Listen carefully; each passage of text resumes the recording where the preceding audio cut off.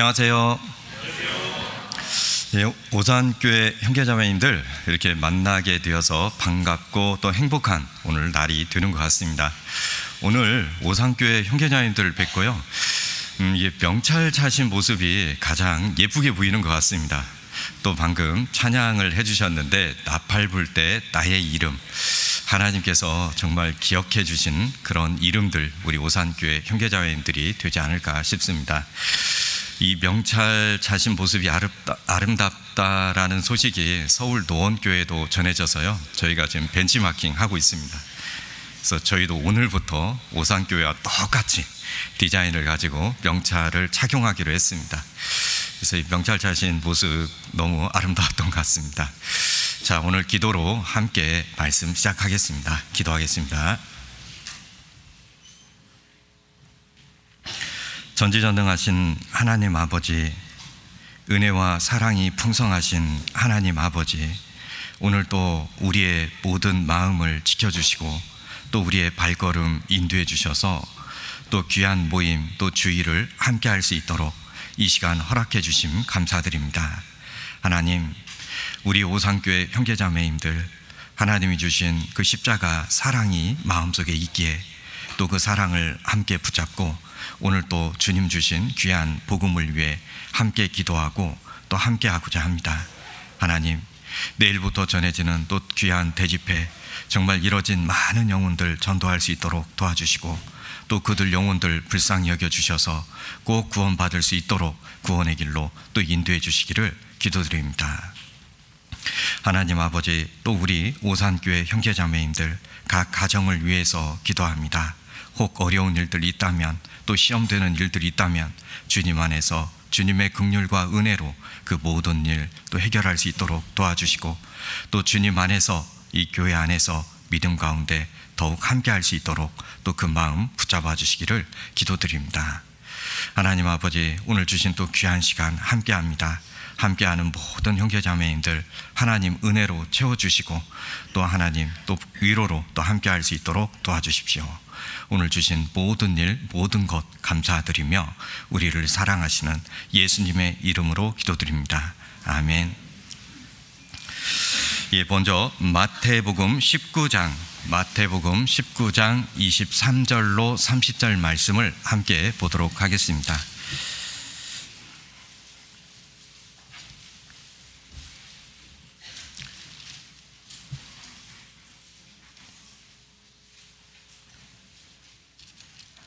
예, 찾으셨으면 제가 읽겠습니다. 예수께서 제자들에게 이르시되 내가 진실로 너희에게 이르노니 부자는 천국에 들어가기가 어려우니라. 다시 너희에게 말하노니 약대가 바늘귀로 들어가는 것이 부자가 하나님의 나라에 들어가는 것보다 쉬우니라 하신대, 제자들이 듣고 심히 놀라가로되 그런즉 누가 구원을 얻을 수 있으리까? 예수께서 저희를 보시며 가라사대 사람으로는 할 수 없되 하나님으로서는 다 할 수 있느니라. 이에 베드로가 대답하여 가로되 보소서, 우리가 모든 것을 버리고 주를 쫓아싸우니 그런즉 우리가 무엇을 얻으리까? 예수께서 가라사대 내가 진실로 너희에게 이르노니 세상이 새롭게 되어 인자가 자기 영광의 보좌에 앉을 때에 나를 쫓는 너희도 12 보좌에 앉아 이스라엘 12지파를 심판하리라. 또 내 이름을 위하여 집이나 형제나 자매나 부모나 자식이나 전토를 벌인 자마다 여러 배를 받고 또 영생을 상속하리라. 그러나 먼저 된 자로서 나중되고 나중된 자로서 먼저 될 자가 많으니라. 30절 말씀만 우리 형제자매님들 같이 한번 읽겠습니다. 그러나 먼저 된 자로서 나중되고 나중된 자로서 먼저 될 자가 많으니라. 예, 저는 서울 노원교회에서 교제하고 있는 강광석 형제입니다. 오산 하면 늘 마음속에 우리 형제자매님들 이렇게 좀 고맙고 그리고 이 사랑하는 마음이 제 마음속에 이렇게 들어와 있습니다. 먼저는 오산 하면 저희 사랑스러운 또 육체 가족들도 이 안에서 함께 교제하고 있고 또 오산교회 형제자매님들이 또 잘 교제해 주시고 또 믿음 가운데 설 수 있도록 늘 교제해 주심 늘 감사가 되고요. 그리고 늘 이렇게 오산교회 형제자매님들에게 이 마음에 이게 빚진 것처럼 주님 안에서 이렇게 귀한 빛이 또 하나 져 있는 것처럼 늘 느껴지는 것 같습니다. 우리 오산교회 형제자매님들 늘 감사하고 고맙습니다. 저희 서울 노원교회는 우리 형제자매님들 가까이 있기에 늘 소식을 들으실 거라 이렇게 생각이 듭니다. 약 한 800명 정도 우리 형제자매님들이 함께 교제하고 있습니다. 또 노원교회 형제자매님들 또 코로나 끝나고 복음을 위해서 또 마음을 모으고 더욱 함께하고 있는데요. 저는 저희 노원교회 슬로건이 참 좋다, 예쁘다, 잘됐다 이런 생각을 가지고 있었는데 역시 이렇게 도시에 나와봐야 될 것 같습니다. 이 오산에 와보니까 예스 오산 너무 좋은 것 같습니다. 제가 이 노원교회 가서 자랑하겠습니다. 예스 오산 들어봤냐고. 예, 예스 오산, 예, 성경적으로도 매우 이렇게 좀 좋은 슬로건이 되는 것 같습니다. 또 우리 오산교회 형제자매님들 이렇게 모두 보니까 모두 주님 안에서 주님이 말씀하시면 또 예스 하시는 그 말씀, 그 모습 또 보여주셔서 이렇게 또 감사가 되는 것 같습니다. 오늘 우리 오산교회 형제자매님들과 함께 교제할 이 말씀의 주제는 먼저 든 자로서 나중되고 나중든 자로서 먼저 들 자입니다. 우리가 이렇게 신앙생활 속에서 또 구원받는 과정에서 또 세상 하나님 역사 안에서 이러한 질서가 있는데요. 이러한 일들이 왜 벌어지고 또 왜 적용이 되는지 그 교훈을 좀 얻어보려고 합니다. 먼저 된 자가 나중되고 나중된 자로서 이 먼저 들 자, 이걸 먼저 좀 생각해 보면요. 일상생활에서도 우리가 좀 이러한 일들을 많이 또 바라보게 되고 또 겪게 되는 걸 볼 수 있습니다. 먼저 이렇게 출발하였다고 해서 먼저 출발한 차가 먼저 출발한 발걸음이 항상 먼저 도착하라는 법은 없지요. 늦게 출발하였어도 늦게 시작하였어도 또 먼저 도착할 수 있는 일들이 우리 일상생활 속에서도 많이 벌어지는 걸 보게 됩니다. 왜 먼저 출발했는데 분명 먼저 도착할 기회가 있었지 않습니까?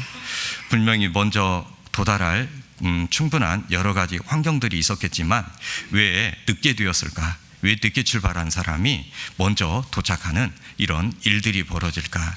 아마 그것은 주어진 시간 가운데 그 주어진 기회 가운데 그러한 것들을 잘 활용하지를 못해서 어쩜 그 먼저 출발했던 그 길에 걸림되는 것들이 있었기에 또 어쩜 막는 그런 일들이 있었기에 늦어지는 그런 일들이 발생됐을 거라는 걸 우리가 또 생활 속에서도 알게 됩니다. 신앙생활 속에서도 우리에게 이런 일들이 좀 종종 벌어지는 걸 볼 수 있습니다. 먼저 구원받았는데 그리고 나중 늦게 구원받고 시작했는데 시간이 흐른 후에 보면 오히려 내가 뒤처져 있고 그리고 늦게 구원받은 형제자매님들이 나보다 먼저 앞서서 이 믿음의 생활, 신앙생활을 향해 달려가고 있는 그 모습을 볼 때가 있습니다. 왜 이렇게 됐을까? 왜 이렇게 내가 뒤처지게 돼 있을까? 그때 우리는 스스로 되돌아보게 되는 거고요. 그동안 내 신앙생활 속에 하나님을 향해 가는 그 걸음 속에 걸림되는 것들이 있지는 않았는지, 어쩜 하나님께서 주신 귀한 기회들을 내가 활용하고 있지는 못하고 있었지는 않았는지, 그런 걸 또 되돌아보는 그런 시간이 되리라 생각이 듭니다. 먼저 된 자가 나중되고 나중된 자가 먼저 된 자라는 이 상황들을 가지고요, 또 여러 가지로 이렇게 좀 엮어서 생각해 볼 수도 있는데, 구원받는 일에 있어서도 이런 일이 있고, 또 유대인과 이방인의 관계에 있어서도 이런 일이 있고, 또 신앙생활을 시작하는 그 속에서도 이러한 일들이 이루어지는 걸 좀 볼 수 있습니다. 먼저 여기 마태복음 19장에 있어서요, 먼저 된 자가 나중되고 나중된 자가 먼저 되는 일에 있어서 한 재물이 많은 부자 청년에 대해서 우리가 좀 연결해서 좀 생각을 해 보도록 하겠습니다. 부자 청년의 결과는 그렇죠. 그 앞에 22절입니다. 그 청년이 재물이 많음으로 이 말씀을 듣고 근심하며 가니라. 이 부자 청년은 재물이 많았기 때문에, 세상에서 가진 것이 많았기 때문에, 세상의 부가 그 부자 청년의 손에 크게 쥐어져 있었기 때문에 예수님을 따르려는 그 일에서 그 기회를 잃어버리게 되는 걸 볼 수 있습니다. 이걸 가지고 좀 곰곰이 우리가 좀 생각을 해보면 이 부자 청년은 먼저 예수님을 스스로 찾아오는 걸 볼 수 있습니다. 그리고 스스로 찾아와서 주님을 따르겠다라고 말합니다. 이 청년의 상황, 이 청년의 그동안 살아온 삶을 살펴보면 이 청년은 먼저 구약의 율법, 하나님의 말씀을 어느 누구보다도 먼저 알았고 배웠고, 그리고 여기에 나타난 하나님의 율법 계명들을 지키라라고 했을 때 그걸 자기가 지켰다라고 말을 할 정도 되면은 이 삶을 나름대로 하나님 앞에 말씀대로 살려고 참 열심히 노력한 청년이었다라는 걸 우리가 알게 됩니다. 심지어 하나님이 말씀하신 십계명까지도 자기는 지킬 수 있었다라고 말했다라는 것은 이 청년이 대단한, 정말 우리가 쉽게 할 수 없는 엄청난 율법 생활까지도 이루고 있었다라는 걸 볼 수 있습니다. 이 청년, 정말 이 세상에서 보면 정말 흠없는, 정말 하나님 앞에 엄청 열심히 살아가는 그런 청년으로서 우리가 좀 보게 되는데요. 그런데 주님께서 이 청년에게 그 가진 재물을 놓으라고 했을 때, 그 재물을 버리고 주님을 따르라고 했을 때 청년은 거기에서 무너지는 걸 볼 수 있습니다. 주님의 말씀하신 그 재물 앞에서 이 청년은 그걸 놓지 못하고 결국 심히 근심하면서 돌아가는 그 모습을 볼 수 있습니다. 이걸 가지고 우리가 생각해 보면 주님을 따르는 일, 그리고 구원받는 일, 이 일에 있어서 더 좋은 것이 있는데, 더 좋은 기회가 주어지는데, 더 중요한 것을 가질 수 있는데, 더 중요한 것에 함께 할 수 있는데, 그 더 중요한 가치를 알지 못할 때, 그 더 중요한 것을 마음에 받아들이지 못할 때 이렇게 결국 따르지 못하는 걸 볼 수 있습니다. 우리 신앙생활 속에서도 이러한 일들, 그리고 성경 속에서도 이러한 교훈들을 우리는 많이 얻게 됩니다. 먼저 예수님의 12 제자였던 가룟 유다가 있습니다. 이 유다는 어땠습니까? 예수님을 따르던 제자, 그 제자 속에 함께하고 있었던 그 모습이었습니다. 그런데 이 가룟 유다는 결국 은산피입이 더 좋아서 예수님을 파는 그 일에 앞장섰던 그 모습을 볼 수 있습니다. 에서는 분명 말씀으로 이 장자의 명분을 받고 그 자리에 있었지만은 이 에서는 팥죽 한 그릇, 그 팥죽 한 그릇이 더 좋아서 자기 장자 명분을 팔아버린 그 모습을 볼 수 있습니다. 이스라엘의 가장 큰 성공을 가져왔던 시대, 이 솔로몬 왕, 아버지 다윗으로부터 정말 엄청난 많은 걸 물려받았고 나라를 크게 번성했지만 이 솔로몬 왕은 이방 여인들 연애가 더 좋아서 결국 마지막 그 나라를 두 쪽 내는 걸 보았습니다. 아브라함의 조카 룻은 어땠습니까? 결국 자기가 가진 세상 재물이 더 좋아서 그 축복, 약속, 그 아브라함 삼촌, 그 아브라함을 버리고 제 갈 길로 간 것을 볼 수 있습니다. 그리고 복음이 전해지던 그 시대에 바울과 복음을 끝까지 함께 전했으면 정말 엄청난 복이 왔을 건데, 이 대만은 결국 세상이 더 좋아서, 대만은 세상이 더 사랑스러워서 이 복음 전도의 길을 떠난 모습을 볼 수 있습니다. 이런 모습 속에서 이렇게 떠나게 되는 모습들, 붙잡지 못하는 모습들, 먼저 있는 것 같았는데 뒤처지는 이런 모습들, 왜 이렇게 됐을까요? 그것은 바로 주님이 주신 더 중요한 것을 붙잡지 못하고 있었기 때문에 그렇습니다. 주님이 주신 더 중요한 기회들을 주어졌음에도 불구하고 그 기회를 놓치기 때문에 그렇습니다. 우리 신앙생활 속에서도 오늘 분명 우리 형제자매님들에게 더 좋은 기회, 더 중요한 기회들을 주시는데 그 기회를 보지 못한다면, 그 기회를 놓치기 시작한다면 이렇게 뒤처지는 모습이 되게 될 것입니다. 기회를 잡는 모습은 끊임없이 주님을 향해 바라보는 모습이고요. 그리고 세상을 향해서 거슬러 올라가는 모습과 같습니다. 우리 형제자매님들, 이 물살을 거슬러 올라가는 연어를 보았을 거라 생각이 듭니다. 먼 바다로 나갔다가 자기 고향으로 돌아가는 그 연어의 모습을 한번 바라보십시오. 많은 장애물이 있고 많은 어려움들이 펼쳐져 있지만 그 연어는 결국은 반드시 자기가 있었던 그곳으로 돌아가는 걸 볼 수 있습니다. 돌아오는 과정 쉽지는 않죠. 돌아온 그 연어들의 모습을 보면은요, 머리부터 꼬리 끝까지 온 그 몸이 상처투성이라는 걸 볼 수 있습니다. 심지어 어떤 연어는 이런 큰 상처를 가지고도 어떻게 여기까지 올 수 있었을까 하는 싶을 정도로 정말 그 상처가 있음에도 불구하고 결국은 그곳에 도착해 있는 걸 볼 수 있습니다. 주님을 만나는 그날까지 이 세상을 거스려 살아가는 우리 그리스도인의 모습과 같지 않습니까? 우리 그리스도인들 지금 세상 살아가는데 많은 어려움들이 있고 또 세상에서 주어지는 장애물들이 있고 또 세상에서 주는 시험들이 있지만 결국은 그 모든 것들을 이기고 나아가는 것, 거스르는 것, 그리고 올라가는 것, 이게 바로 그리스도인의 모습이라는 겁니다. 연어의 모습을 가지고도 우리는 생각합니다. 분명 같은 어쩜 태평양 바다에서 같은 출발선에서 함께 출발한 연어였습니다. 그리고 먼저 출발한 연어가 있습니다. 그러나 도착할 때 보면 순서가 달라요. 왜 그럴까요? 가고자 하는 그 목적지의 마음이 어느 정도냐에 따라서 그 걸음에 따라서 이렇게 달라지는 걸 볼 수 있습니다.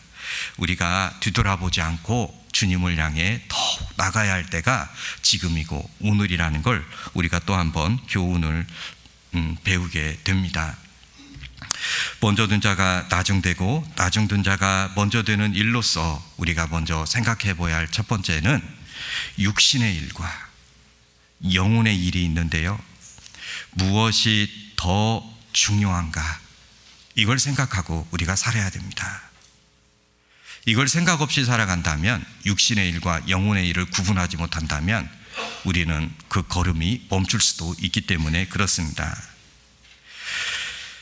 육신이 중요한 사람은 늘 세상 육신의 일을 중요하게 생각하고 행동할 것입니다. 영혼의 일이 중요한 사람은 늘 영혼의 일을 중요하게 생각하고 또 행동하게 될 것입니다. 우리는 육신의 일을 중요하게 생각합니까? 영혼의 일을 중요하게 생각합니다. 육신의 일, 영혼의 일은 생각 속에서 달라지는 건데요. 어떻게 다른지 한번 보겠습니다. 로마서 8장입니다.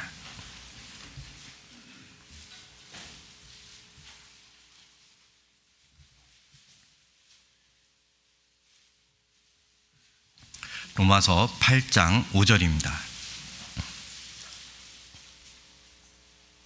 제가 읽겠습니다.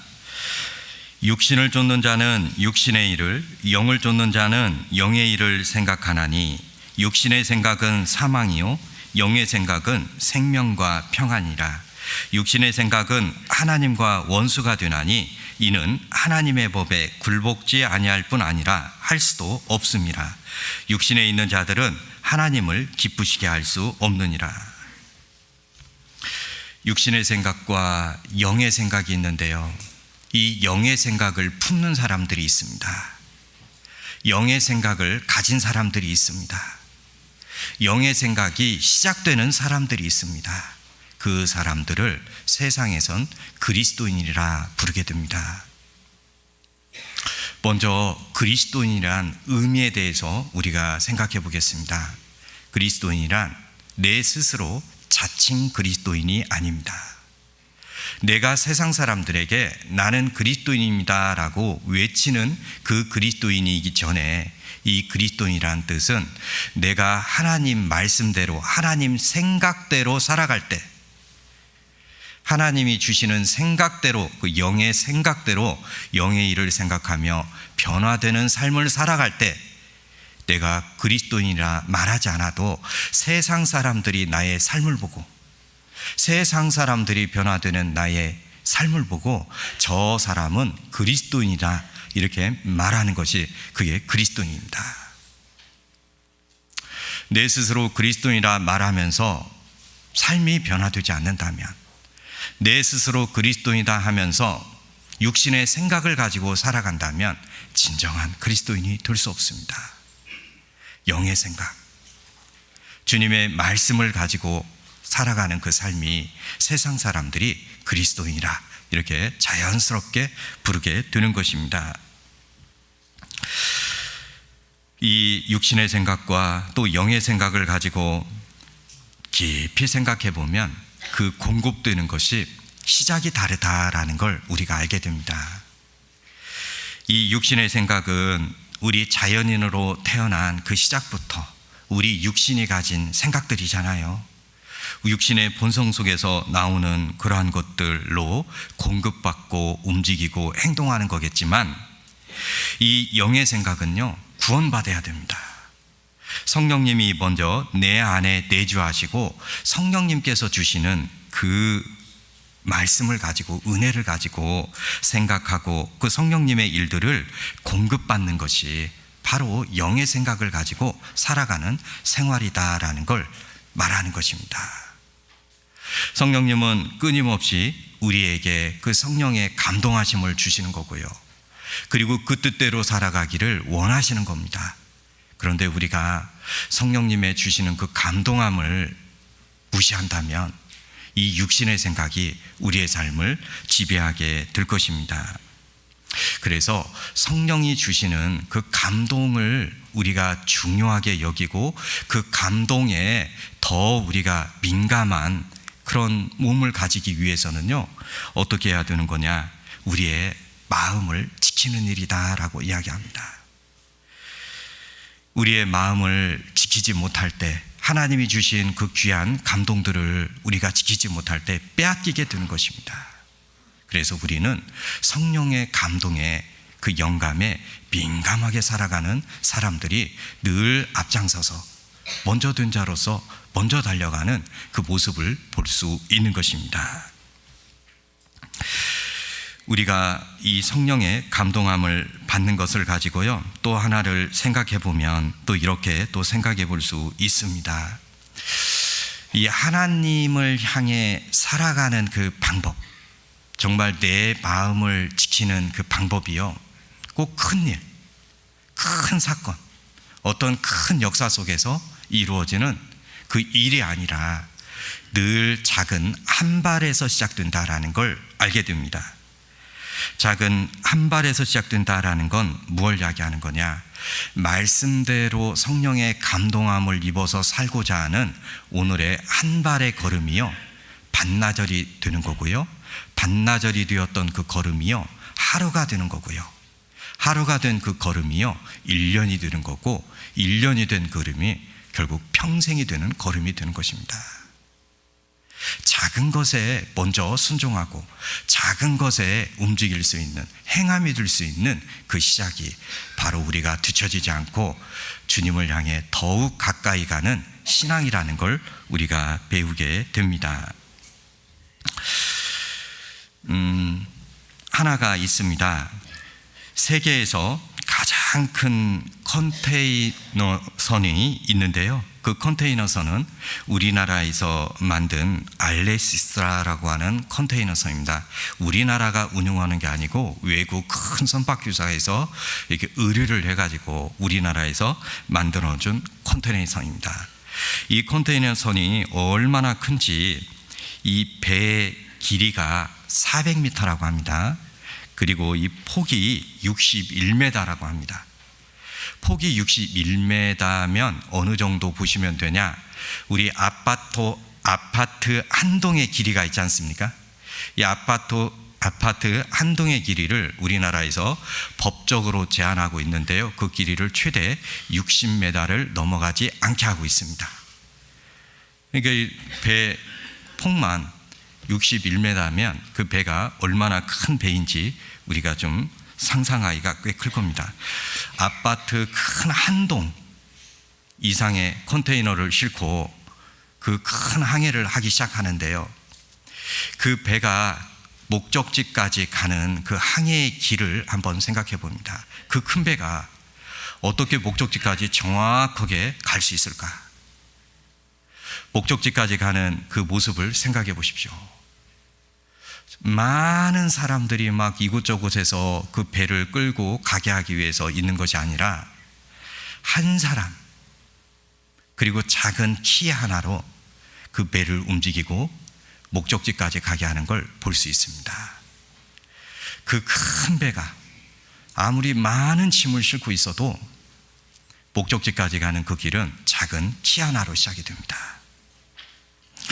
이 작은 키를 이야기해 드리려고 하는데요, 내 인생의 주인이 누구냐 이거예요. 내 마음을 주장하는 것, 그분이 누구시냐 이겁니다. 세상 사람들은 예수님을 만나지 못했기 때문에, 세상 사람들은 예수님이 주인 되지 못하기 때문에 자기가 그 길을 잡고 가고자 하는 대로 이곳저곳 방황하는 방랑자 신세, 그 인생을 살고 있지만, 우리 그리스도인들은 주님이 우리 마음의 주인 되시기 때문에 우리 인생의 길을 붙잡고 계십니다. 주님께서 인도하시는 대로 그 길 방향대로 나아가는 게 맞습니다. 그래서 우리의 인생을 방랑자가 아닌 바로 나그네 인생이라고 합니다. 목적지를 향해서 안주하지 않고 늘 나아가는 걸음, 그게 나그네입니다. 그래서 잠언 4장 23절에 보면 무릇 지킬 만한 것보다 더욱 내 마음을 지키라, 생명의 근원이 이에서 남이라 라고 말씀하고 있습니다. 내 마음을 붙잡고 계신 주님께 맡기고요, 그리고 그 성령의 감동하심 속에서 더욱 나아가는 그 신앙이 바로 뒤처지지 않는 신앙이라는 걸 교훈받게 됩니다. 먼저 든 자가 나중되고 나중 든 자가 먼저 되는 또 하나의 이 교훈이 있습니다. 이것은 주님께서 우리를 구원해 주신 은혜에 대해서 생각해 보려고 합니다. 유대인과 이방인의 관계입니다. 유대인과 이방인의 관계를 놓고 생각합니다. 이 유대인은 먼저 하나님을 아는 민족입니다. 이 유대인은 하나님의 말씀을 맡아 기록한 사람들입니다.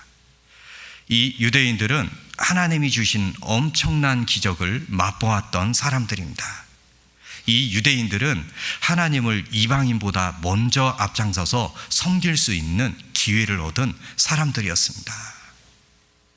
그런데 이러한 유대인들이 왜 지금은 뒤처진 자가 되었습니까?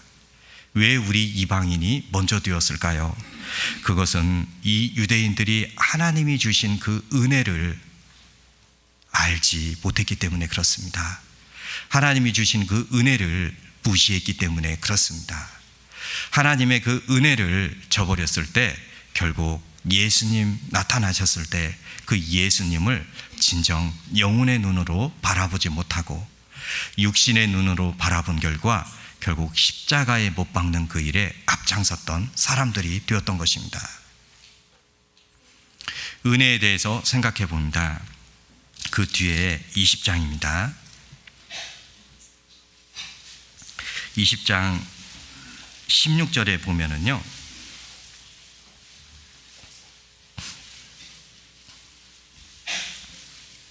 이와 같이 나중된 자로서 먼저 되고 먼저 된 자로서 나중되리라.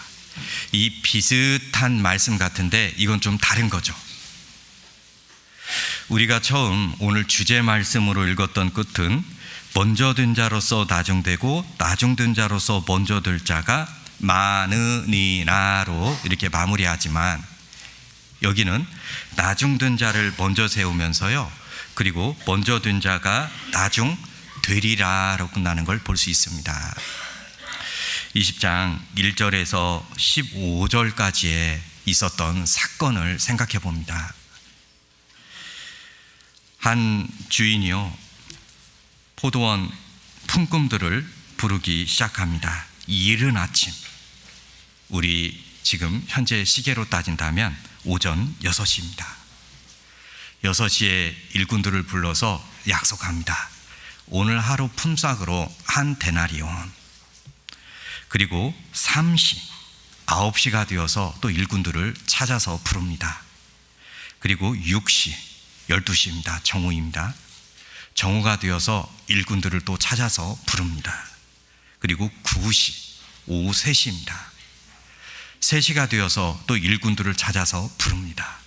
그리고 11시, 5시, 6시면 퇴근입니다. 5시에 또 일꾼들을 찾아서 부릅니다. 그래서 이 품꾼들을 싹을 주기 시작하는데요, 주인이 맨 나중에 온 자들 한 데나리온을 주기 시작하는 거예요. 자, 아침 6시부터 온 사람들 기대를 가지겠죠. 야, 저 사람들은 겨우 1시간 일해놓고 한 데나리온 받는데 우리는 아침 6시부터 와가지고 정말 하루 꼬박 해 뜰 때부터 해 질 때까지 이렇게 일했으니 더 많이 주지 않을까?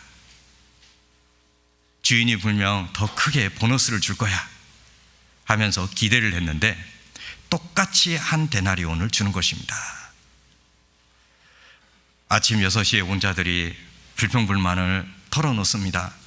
아니, 저 사람들은 1시간 일해놓고 한 데나리온을 받고 우리는 오전 6시부터 와갖고 그 모든 뜨거움을 다 인내하고 감내하고 정말 그 고통 속에서 이 일을 다 해냈는데 똑같이 취급하면 어떻게 하냐고, 어떻게 똑같이 한 데나리온이 될 수 있겠냐고 따집니다. 이때 주인이 이야기합니다. 13절입니다. 주인이 그 중에 한 사람에게 대답하여 가로되, 친구여, 내가 내게 잘못한 것이 없노라. 내가 나와 한 데나리온의 약속을 하지 아니하였느냐. 내 것이나 가지고 가라. 나중은 이 사람에게 너희와 같이 주는 것이 같이 있겠습니다. 내 뜻이니라.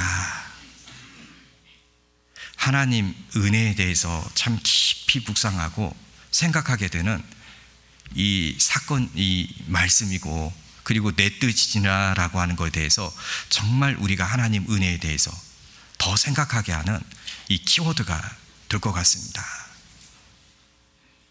우리 형제자매님들, 하나님의 은혜란 무엇이겠습니까? 진정 이 은혜란 무슨 뜻입니까? 국어사전적 의미는 받을 자격 없는 자에게 거저 주는 사랑이고 선물이지 않습니까? 그래서 이 은혜라는 단어는요, 아무 곳에나 쓰지 않는 단어입니다. 이 세상에서도 우리는 이 은혜라는 단어를 사용하는 곳은 부모님, 그리고 정말 갚을 수 없는 큰 나에게 어떤 걸 베풀어 주신 그런 은사들에게 쓰는 단어가 이 은혜입니다. 하나님의 은혜를 우리 사람이 측량하고 우리 사람이 그 범위를 나눌 수 없는 것입니다.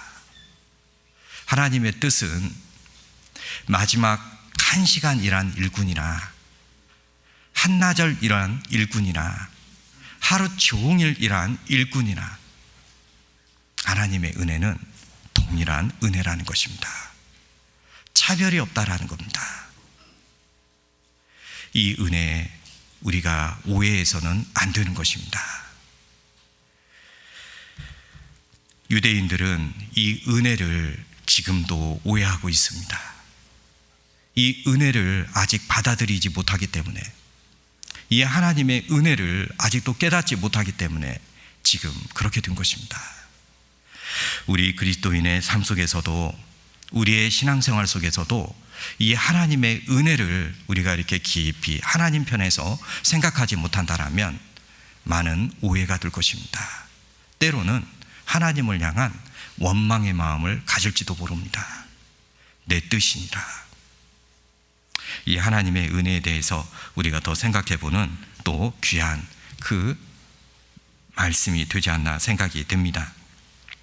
로마서 9장 30절을 함께 보도록 하겠습니다.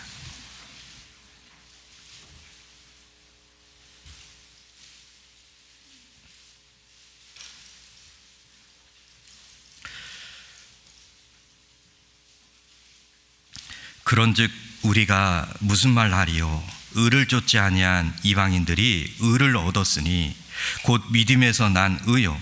의의 법을 쫓아간 이스라엘은 법에 이르지 못하였으니 어찌 그러하뇨? 이는 저희가 믿음에 의지하지 않고 행위에 의지함이라. 부딪힐 돌에 부딪혔느니라.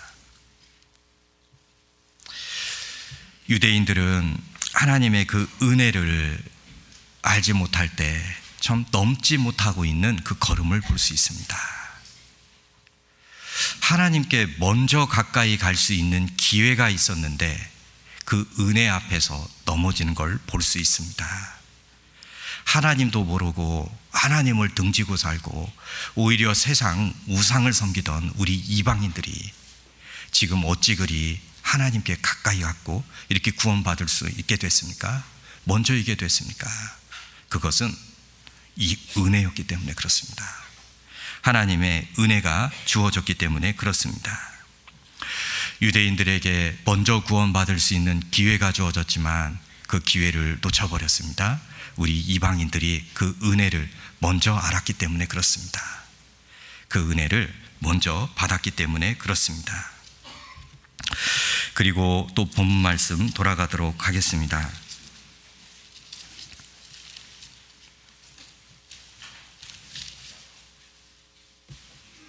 23절입니다.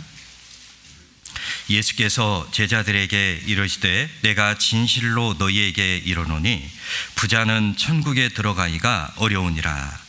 다시 너희에게 말하노니 약대가 바늘기로 들어가는 것이 부자가 하나님 나라에 들어가는 것보다 쉬우니라 하신대.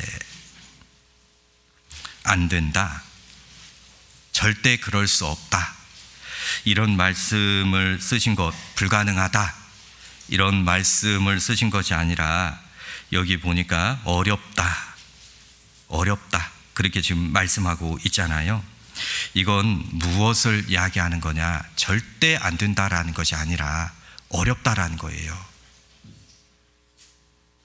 하나님 말씀을 가지고 우리가 좀 생각을 해보면 반드시 먼저 든 자가 나중되고 나중 든 자가 먼저 되는 이런 법칙이 그대로 정해져 있는 그런 모습, 그렇게 된다라는 것이 아니라 먼저 든 자가 나중 될 수도 있고 나중 든 자가 먼저 되는 이러한 일들이 벌어진다라는 거예요. 먼저 신앙생활 했던 사람들이 꼭 나중 된다라는 그 법칙이 아니라는 겁니다. 먼저 시작했던 사람들이 나중 되는 이유가 왜 그렇게 되는 거냐? 이 부자 청년처럼 세상에 있는 것들을 쥐고 있는 한, 가지고 있는 한, 주님의 길에서 함께하지 못할 것들을 품고 있는 한 그걸 먼저 나아갈 수 없다라는 겁니다. 어렵다라는 겁니다. 이 부자 청년이 자기가 가진 재물을 버렸다라면, 그걸 놓았다라면 우리 주님께서는 더 좋은 것을, 더 중요한 것을 그 손에 쥐어줬을 건데요. 그런데 이 부자 청년은 그걸 놓지 못했습니다. 신앙생활 우리 결단할 때가 있습니다. 이 신앙생활 무엇입니까? 이 세상의 모임과 같은 모임이 아니잖아요. 이 신앙생활 늘 하나님께서 우리를 하나님 안에 있는 시험들로 우리를 하시는데요. 이 신앙생활을 시작하면 우리 모든 그리스도인들에게 주어지는 게요, 무엇을 택할 거냐? 지금 어느 길을 갈 거냐? 그 결정의 순간들이 꼭 찾아오는 걸 볼 수 있습니다. 그 결정의 순간에 버리지 못할 때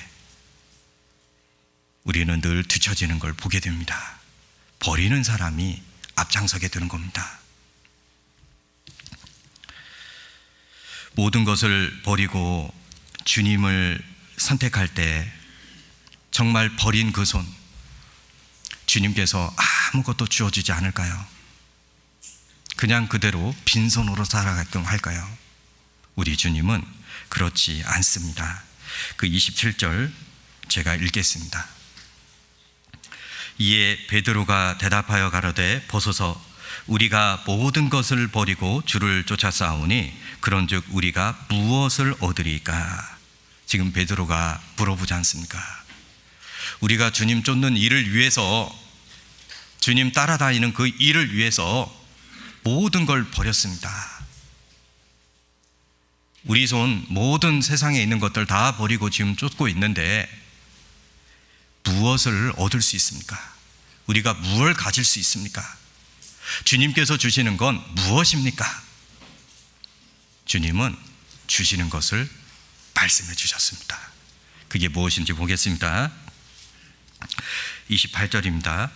예수께서 가라사대 내가 진실로 너희에게 이르노니 세상이 새롭게 되어 인자가 자기 영광의 보좌에 앉을 때 나를 쫓는 너희도 12 보좌에 앉아 이스라엘 12지파를 심판하리라. 또 내 이름을 위하여 집이나 형제나 자매나 부모나 자식이나 전토를 벌인 자마다 여러 배를 받고 또 영생을 상속하리라. 주님께서 우리에게 주시는 것들입니다. 주님께서 우리에게 분명히 약속하신 것들입니다. 우리가 꼭 누려야 할 일들입니다. 이걸 요약하면 이와 같습니다. 첫 번째, 새롭게 되는 세상에 우리가 들어간다, 함께한다라는 거죠. 그 세상의 시민권을 우리가 이미 얻었습니다. 우리가 그 세상의 주인들입니다. 우리는 그 세상, 그 영원한 그 날을 기다리고 있습니다.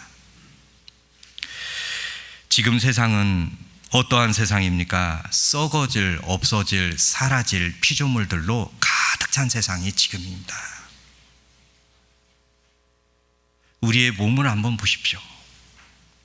우리 오상교회 형제자매님들, 지금 나의 육체를 한번 보십시오. 계속 낡아지고 있고 무너지고 있고 부서지는 걸 보지 않습니까? 이 세상이 그렇습니다. 주님이 허락하신 이 새로운 영원하신 세상은요, 이제 이러한 일들이 없습니다.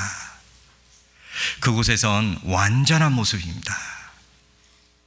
우리 사람 생각으로 측량할 수 없는 완전한 걸 가지고 시작하는 세상입니다.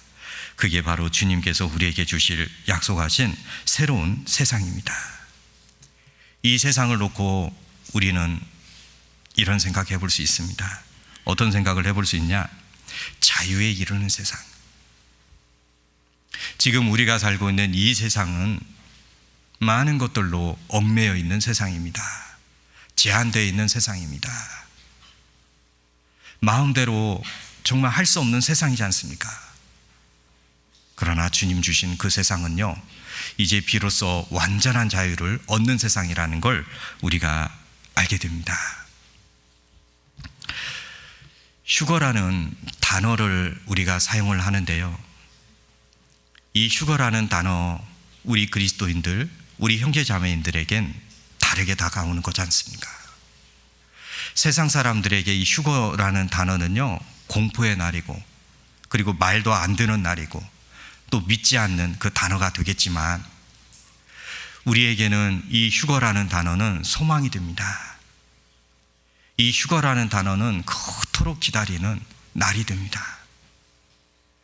요즘 뉴스를 틀어보면 정말 이 휴거의 날이, 주님 만날 그 날이 가까이 왔다라는 걸 우리가 알게 됩니다. 더 이상 설명할 필요가 없는 날, 없는 시간이 지금입니다. 성경에 기록된 그 날이 가까이 왔습니다.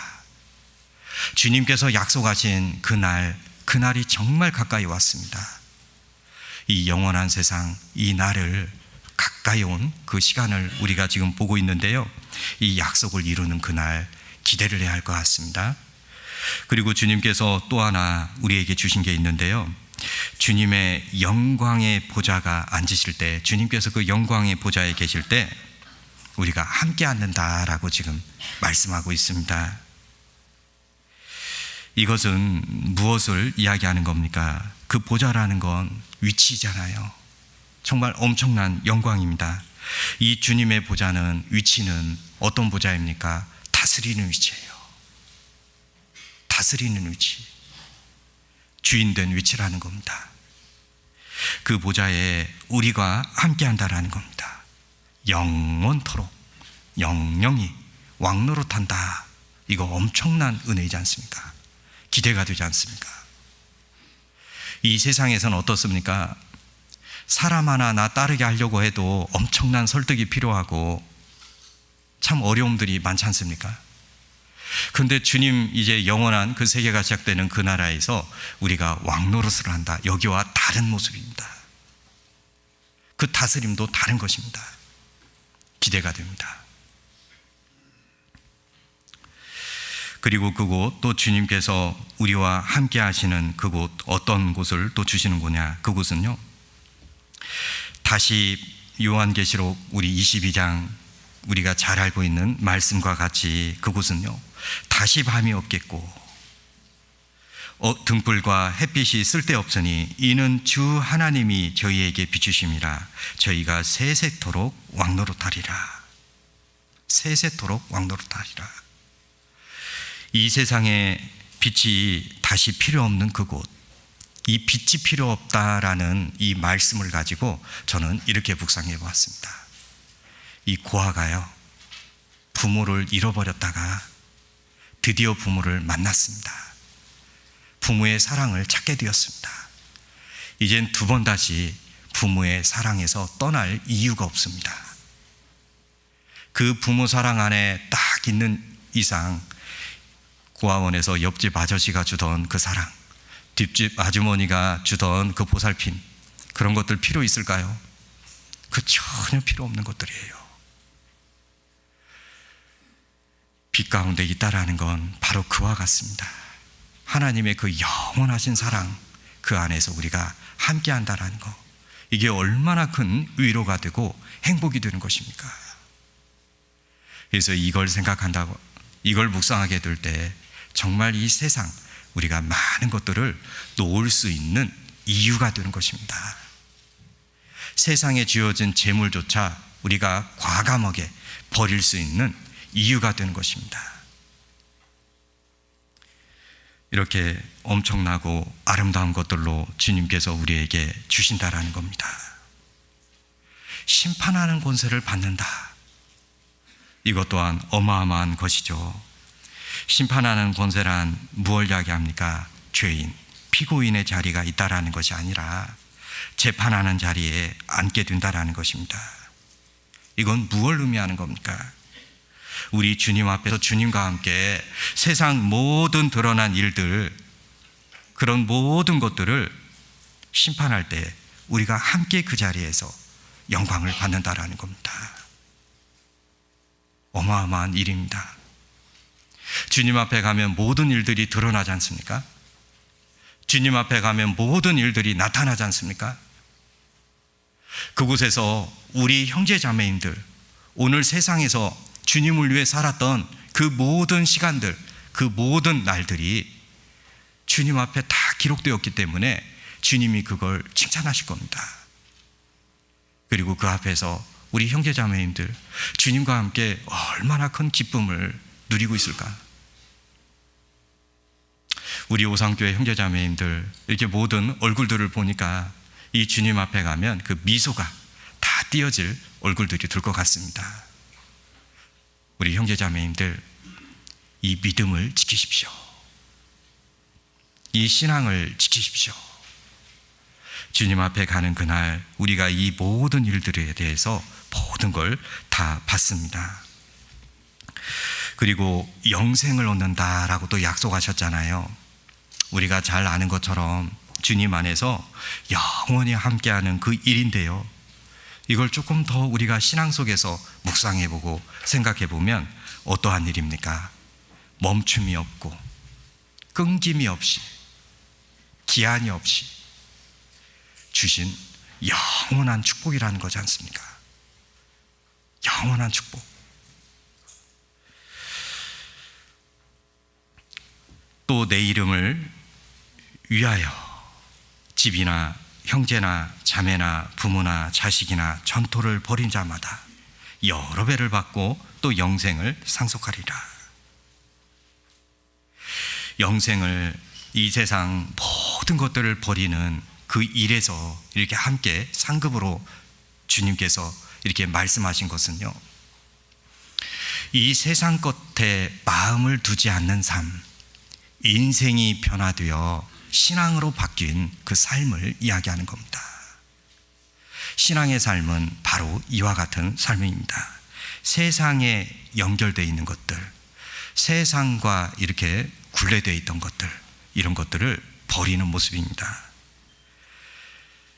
그래서 이 영생이란 두 번 다시 애통함이 없고 고통도 없고 눈물 없는 곳, 그곳은 영원한 위로와 사랑이 있는 곳, 정말 아름다운 곳입니다.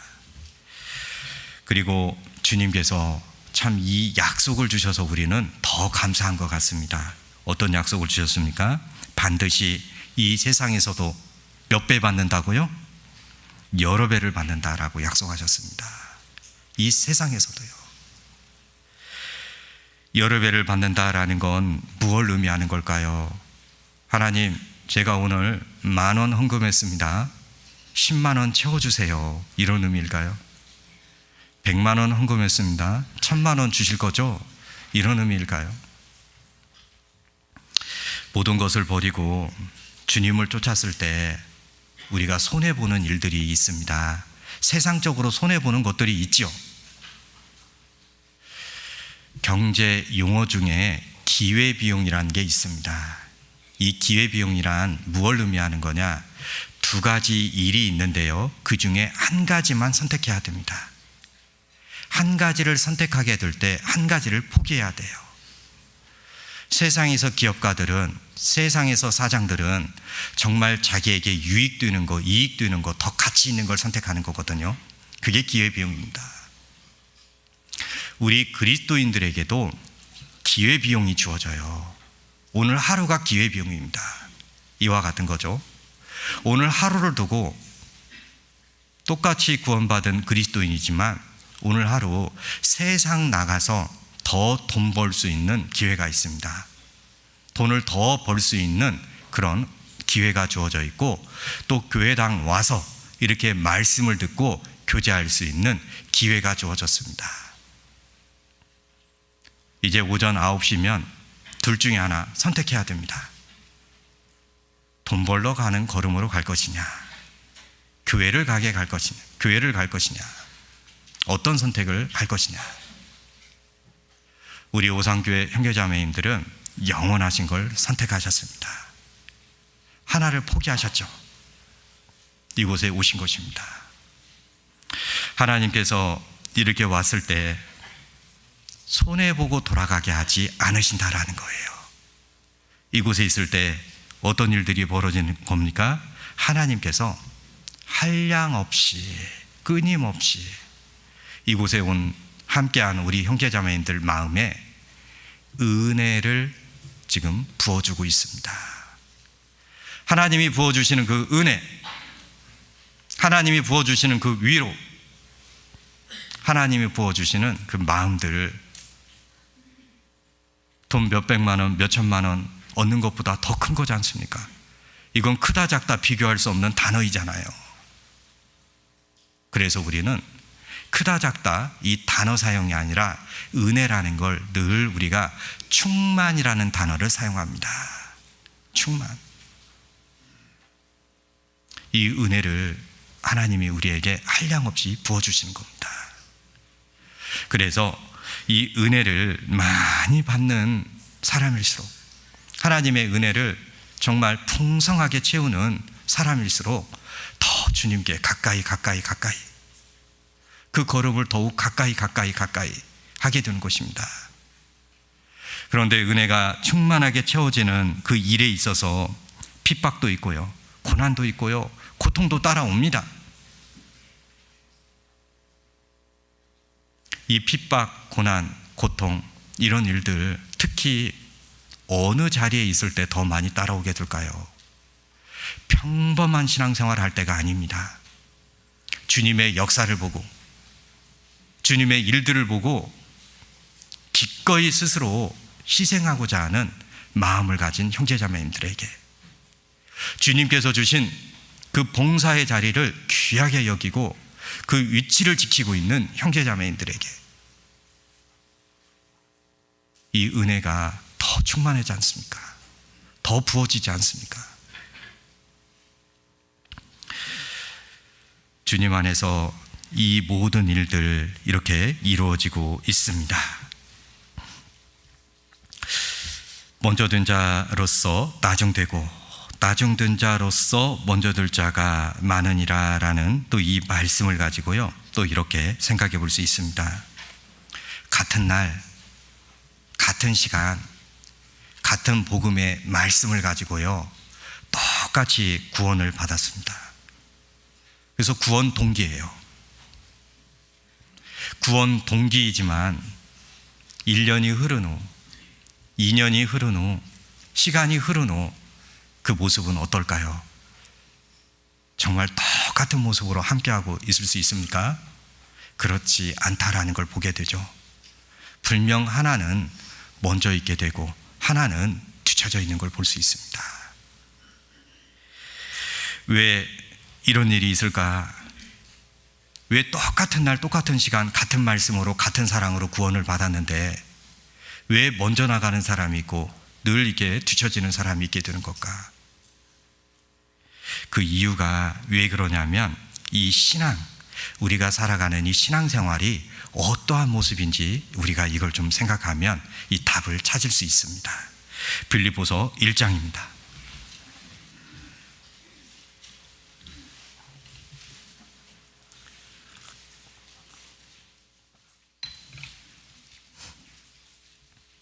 빌립보서 1장 27절입니다.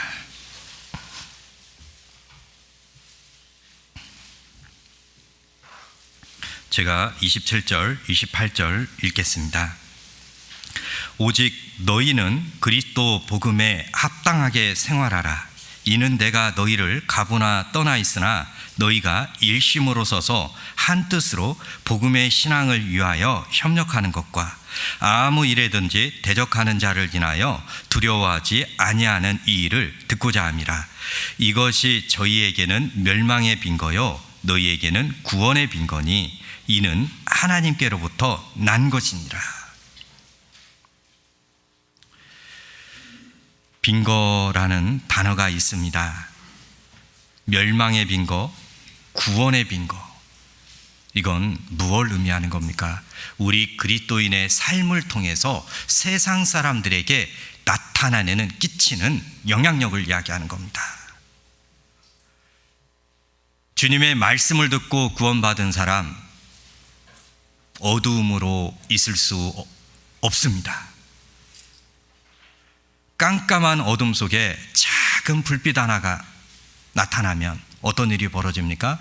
그 어둠 속에 빛이 보이기 시작하는 겁니다. 나타나기 시작하는 겁니다. 구원받은 그리스도인의 삶, 정말 하나님의 자녀답게, 천국 시민답게 살아가는 것, 그게 바로 빛의 생활이지 않습니까? 바울은 빌립보 이 형제 자매님들에게 시민답게 살아라 라고 이렇게 이야기하고 있습니다. 빌립보 성도들에게 시민답게 살아라는 의미는 그 빌립보 지역의 좀 특성을 좀 우리가 좀 알면 더 교훈이 되는데요. 이 빌립보 지역에는 로마 시민권을 가지고 살아가는 사람들이 있었습니다. 로마 시민권을 가진 사람들은 그 로마 시민권을 가졌다라는 그 시민권을 가지고 우월한 생각, 그리고 우월한 생활, 이런 걸 했던 겁니다.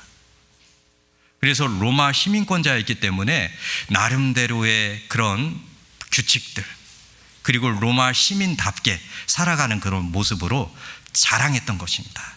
그리고 자랑스러워했던 것입니다. 그래서 빌립보에서 로마 시민권을 가지지 못한 사람들은 그 로마 시민권 가진 사람들이 늘 부러웠던 겁니다. 야, 저런 시민권 갖고 있으면 저런 혜택도 있고 국가에서 저렇게 도와주는 것도 있고, 야, 로마 시민권 저렇게 가지고 사는 사람들은 우리하고 좀 다르네. 빌립보 성도들에게 시민답게 살아라 라고 했을 때는요, 우리는 천국 시민권을 가진 사람들이다, 천국 시민답게 살아라 라는 걸 이야기하는 겁니다. 천국 시민답게 살아가는 모습이 무엇입니까? 천국 시민의 그 권리를 가지고 살아간다라는 게 무엇이겠습니까? 여기에 나와 있는 것처럼 한 마음을 가지고 한 뜻으로 어떤 일을 하는 겁니까?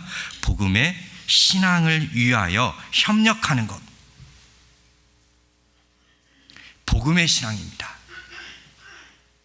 복음의 신앙이란 어떤 일입니까? 나만을 위해 살지 않고, 개인주의로 살지 않고, 내 이익을 위해 살지 않고, 복음을 전하는 그 일이라면, 복음을 위하는 그 일들이라면 함께하는 것, 함께 희생하는 것, 함께 그 일을 협력하는 것, 그것이 복음의 신앙입니다. 복음의 신앙을 협력하는 그 모습은 어떤 모습입니까? 동업자의 모습이 아니라 동역자의 모습이 되어가시는 겁니다. 우리 동업자와 동역자의 차이점 잘 알고 계시지 않습니까? 동업자는 이익을 위해 함께하는 사람이지만 동역자는 같은 목적을 위해서 함께하는 사람들입니다. 동업자는 희생이 있을 때 자기 희생을 최소화하려고 하는 사람이지만 동역자는 그 희생을 스스로 먼저 지려고 하는 사람입니다. 복음의 동업자입니까? 동역자입니까? 동업자는 어려운 일일 때 어려운 일을 덜 지려고 합니다. 동역자는 그 어려운 일을 더 함께 지려고 합니다. 복음의 신앙을 위하여 협력하는 것, 동역자로서 살아가는 신앙을 이야기하는 것입니다. 그리고 이 한 뜻으로 복음의 신앙을 위하여 협력하는 것과, 그리고 아무 일에든지 대적하는 자를 인하여 두려워하지 아니하는 이 일을 듣고자 하니라 라고 말씀하는데요, 이렇게 살아가는 삶, 이렇게 복음에 합당하게 살아가는 그 생활을 우리가 진보하는 신앙생활, 이렇게 표현합니다. 우리 형제자매님들, 이 진보라는 뜻은 어떤 뜻입니까? 변화라는 의미를 가지고 있습니다. 특히 변화라는 의미 속에 어떤 의미가 있는 거냐? 멈춤이 없이 계속 활동하고 움직이고 있는 상태가 진보입니다. 신앙생활은 진보입니다. 신앙의 진보, 그 시작이 바로 이 복음에 합당하게 생활하는 생활의 시작이라는 것입니다.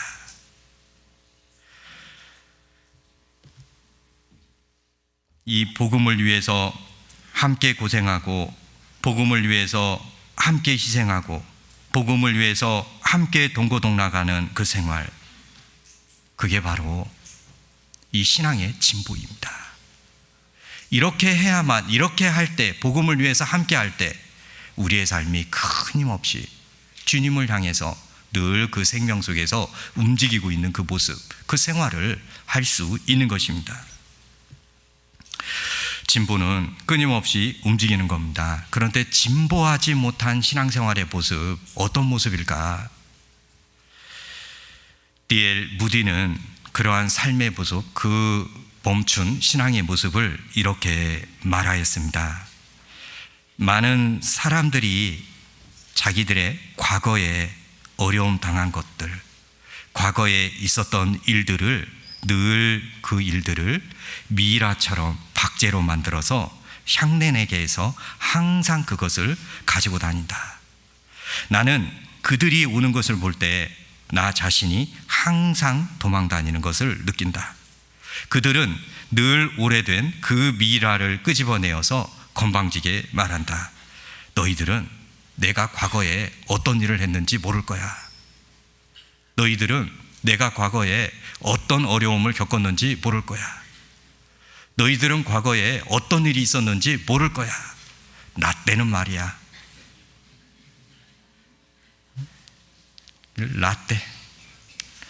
라떼주의, 그 라떼 생각 속에 살아가는 그 삶이 바로 이 박제된 신앙생활이라는 겁니다. 미라의 신앙생활이라는 겁니다. 우리 형제자매님들, 미라가 사람 모습과 똑같은 모습을 가지고 있지만 움직일 수 있습니까? 참 냄새가 풀풀 나는 시체이지만 그 냄새 나는 걸 가리기 위해서 향으로 대체했을 뿐입니다. 인위적인 향이 풍겨 나오지만 그 미라를 옆에 두고 함께 생활할 수 있습니까? 미라를 늘 등에 지고 그렇게 살아갈 수 있습니까? 과거에 붙잡힌 신앙생활, 과거에서 더 이상 나아가지 못하는 신앙생활, 과거에 늘 묶여있는 그 신앙생활, 그게 바로 박제된 신앙생활입니다. 미라의 신앙생활입니다. 진보하는 신앙생활이란 살아있는 신앙생활이에요. 계속 변화되는 신앙생활입니다. 끊임없이 움직이는 신앙생활이에요. 그래서 성경 말씀 속에서도 이 진보의 신앙생활 3가지를 말씀하고 있습니다. 그 진보의 신앙생활 3가지가 복음의 진보, 믿음의 진보, 성도의 진보, 이렇게 이야기합니다. 복음의 진보의 생활 같이 한번 보겠습니다. 빌립보서 1장 12절입니다.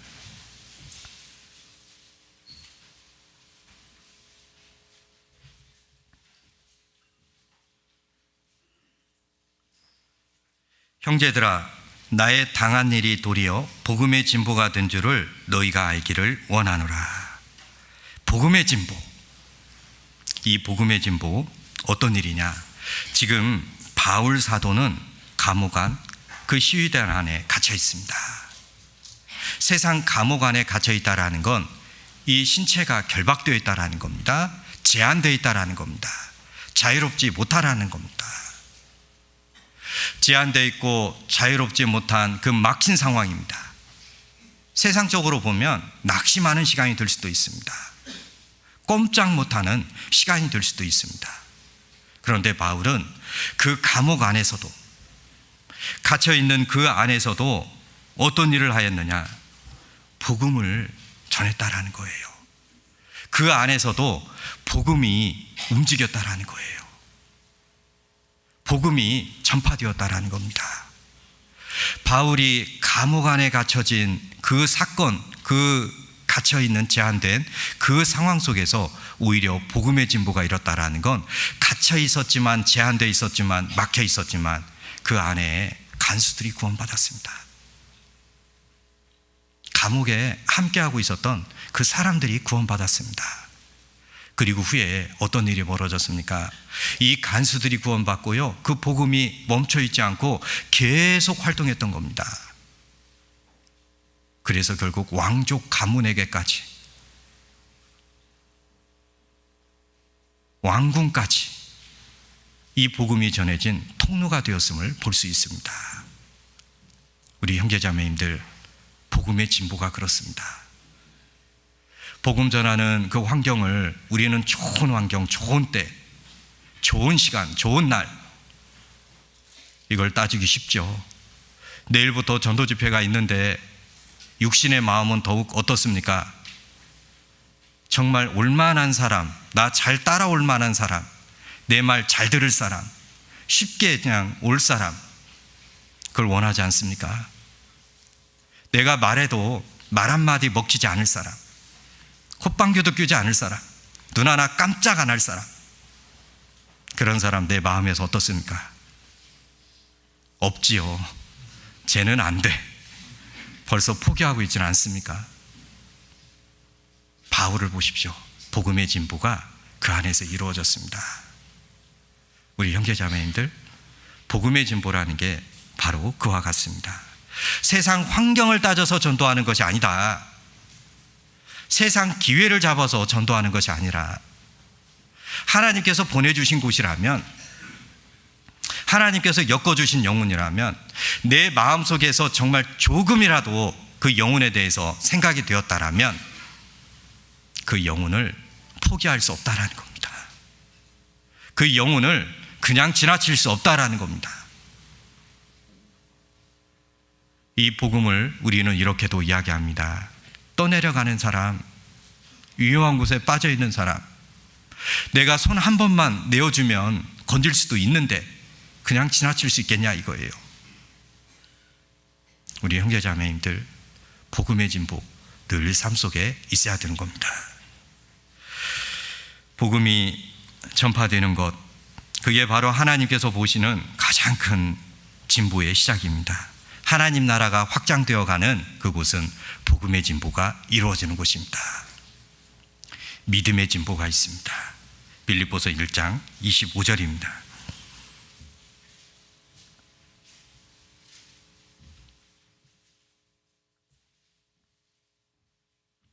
내가 살 것과 너희 믿음의 진보와 기쁨을 위하여 너희 무리와 함께 거할 이것을 확실히 아노니.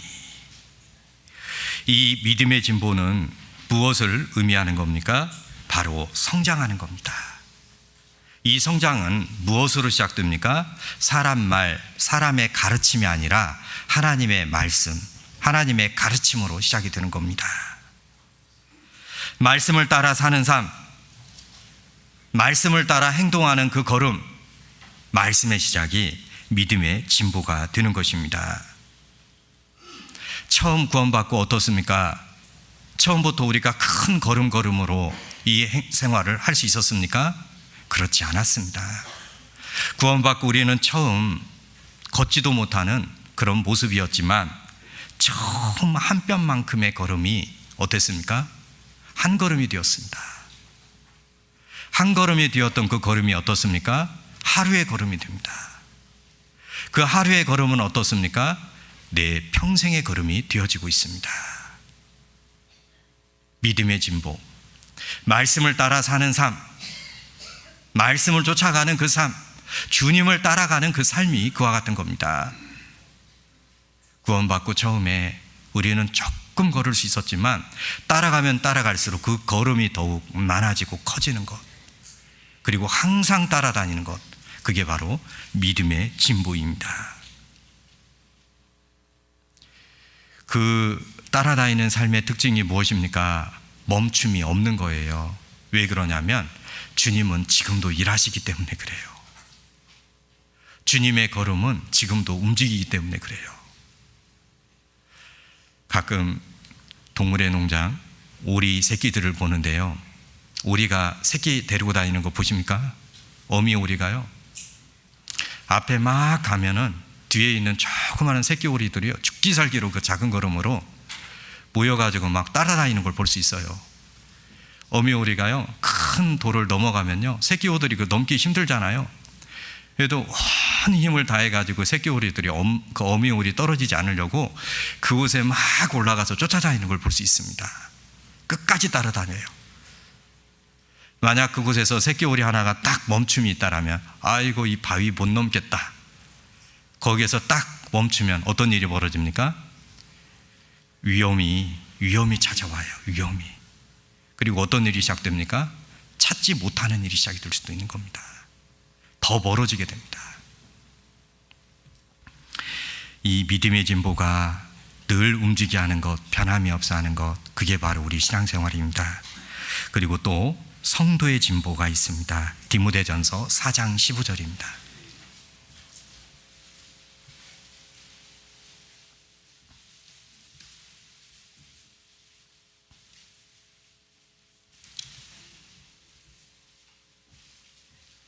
디모데전서 4장 15절입니다.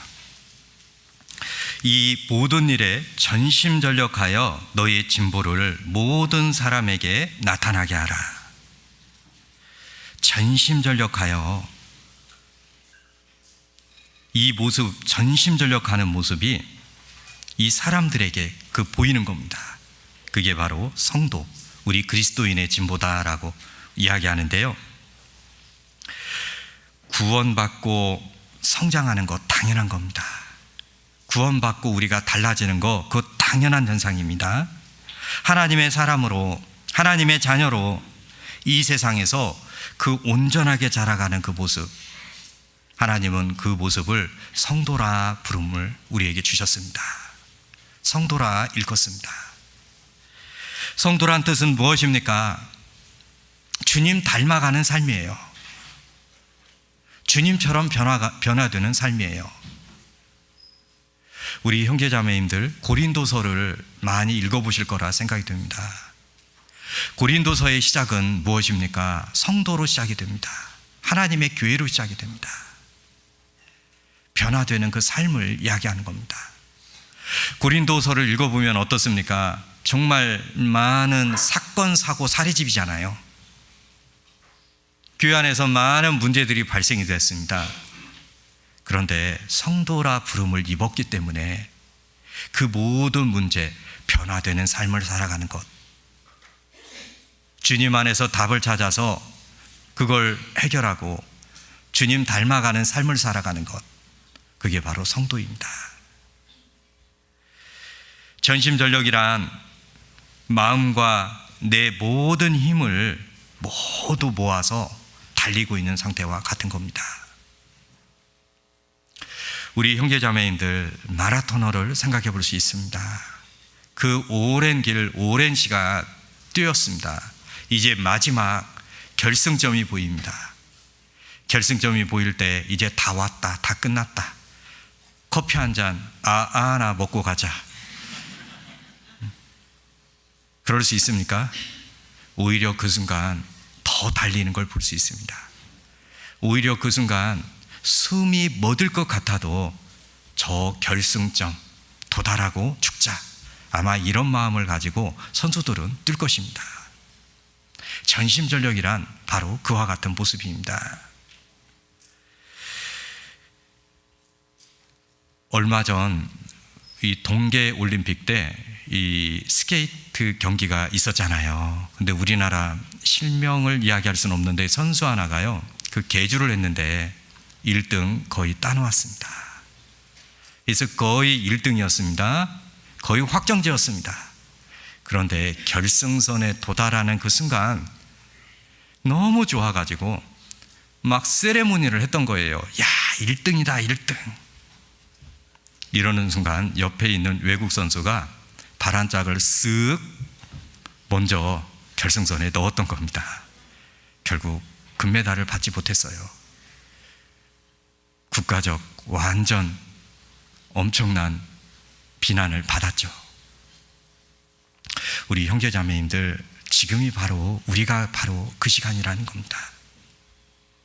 주님 만날 그 시간이 가까이 왔기 때문에 우리가 지금 휴거가 가까이 왔다고 하던 직장, 다니던 직장 그만두고 그냥 세상 그동안 못 누렸던 거 이제 마지막 누려보고 육체의 편안함을 가져보는, 누려보는 그 시간이 아니라 그동안 복음 아래 수없이 달려왔던 그 믿음의 선진들의 모습을 봐서 우리가 마지막 이 마음과 우리의 모든 힘을 다해서 그 복음을 향해서 뛰자라는 겁니다.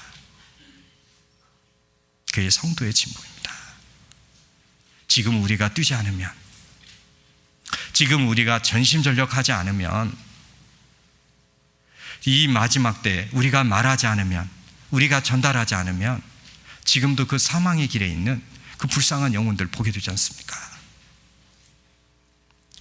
주님은 우리에게 그들을 맡겨주셨습니다. 우리의 전심전력이 그들을 구원할 수 있습니다. 구원의 길로 인도하는 것입니다. 세상 마귀는 우리를 나아가지 못하도록, 우리가 더 뛰지 못하도록 우리의 걸음 앞에 많은 장애물들을 갖다 놓습니다. 그리고 우리의 마음을 자꾸 그곳에 붙이려고 그래요. 신앙생활 속에 종종 발걸음 속에 마귀의 진드기가 있다는 걸 우리가 생각해야 됩니다. 마귀의 끈끈이가 있습니다. 날아가야 할 그곳에, 뛰어가야 할 그곳에 붙기 시작하면 나오지 못하는 걸 볼 수 있습니다. 우리는 그 마귀의 괴계를 알고 피해야 됩니다. 그리고 전심전력해야 됩니다. 베드로후서 3장입니다. 한번 보도록 하겠습니다.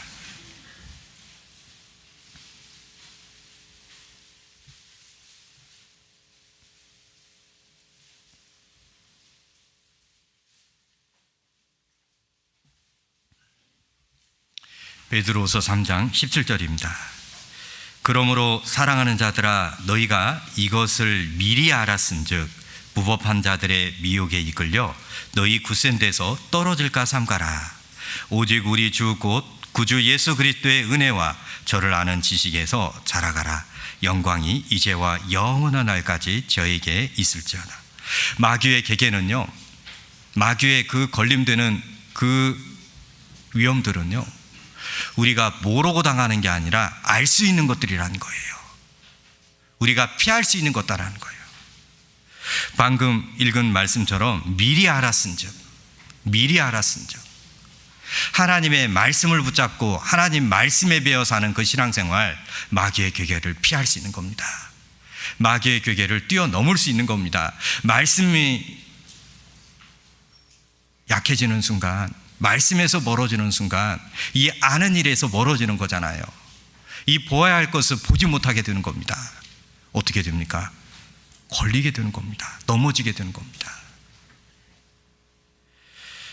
먼저 든 자가 나중되고 나중된 자로서 먼저 될 자, 사실 이 말씀 주제가 묵상이요, 제일 먼저 생각했던 시작의 초가 어디에서부터 제가 이 생각 묵상을 이렇게 시작했냐면, 우리 시대 우리에게 주어진 문화를 가지고 좀 생각을 하게 되었었습니다.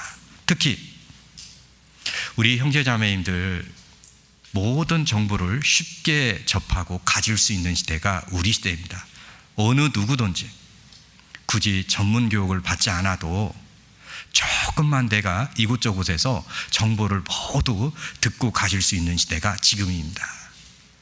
우리 형제자매님들 일상생활 속에 가장 깊이 들어와 있는 그 세상 문화 중에 하나가 무엇입니까? 유튜브 문화가 있습니다. 유튜브를 보다 보니까요, 말씀도 우리가 많이 듣잖아요. 근데 많은 것들이 따라올라요. 근데 그 속에 보면 카더라 통신이 있어요. 카더라 통신. 이거 제가 만든 거 아닙니다. 신조어입니다. 이 카더라라는 경상도 사투리인데요, 근거와 시작을 확인해 보지도 않고 일정 부분만 악의적인 생각을 가지고 잘라서 말하는 겁니다. 카더라 통신이 공격하는 대상이 무엇일까요? 마귀는 그 도구를 이용해 무엇을 공격하겠습니까? 우리 복음을 공격하는 겁니다. 우리의 진리를 공격합니다. 우리의 교회를 공격합니다.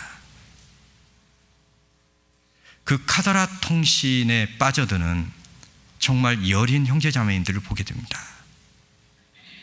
그 어린 형제자매인들, 그 일들로 인해 확인해 보지도 않고 따져보지도 않고 앞뒤 맥락을 살펴보지도 않고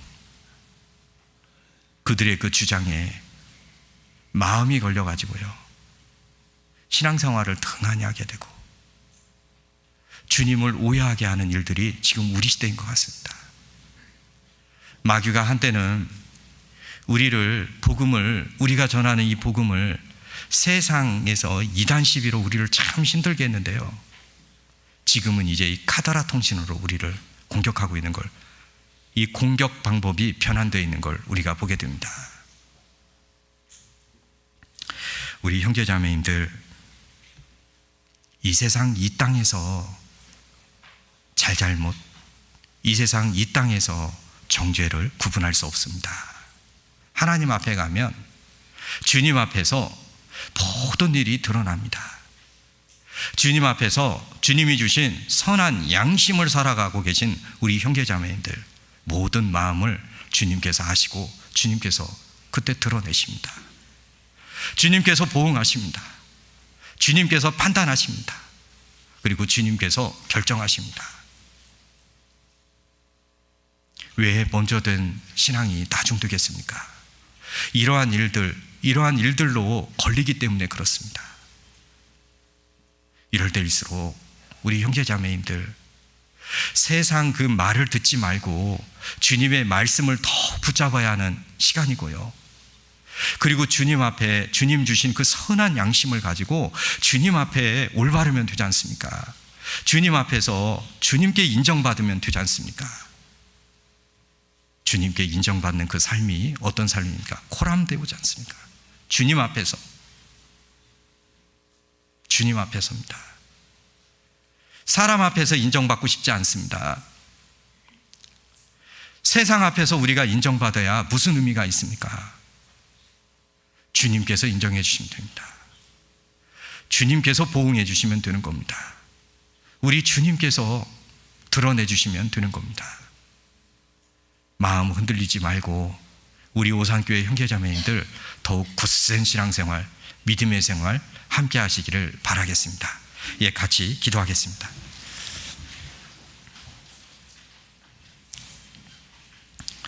하나님 아버지, 감사드립니다.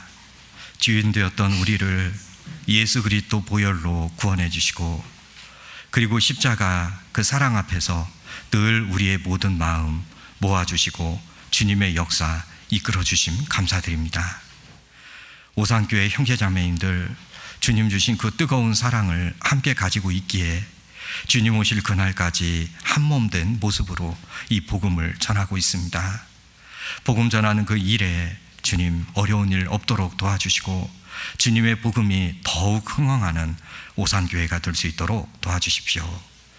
우리 형제자매님들, 주님의 사랑으로 서로를 사랑하고 우리 오산교회 형제자매님들, 주님의 사랑으로 더욱 하나 되기를 원합니다. 주님 안에서 한 몸을 이루고 한 지체를 이루었습니다. 동고동락하는 그 마음을 가지고 함께하는 우리 형제자매인들이 될 수 있도록 도와주십시오. 오늘 주신 귀한 시간 감사드리며 우리를 구원해 주신 예수님의 이름으로 기도드렸습니다. 아멘.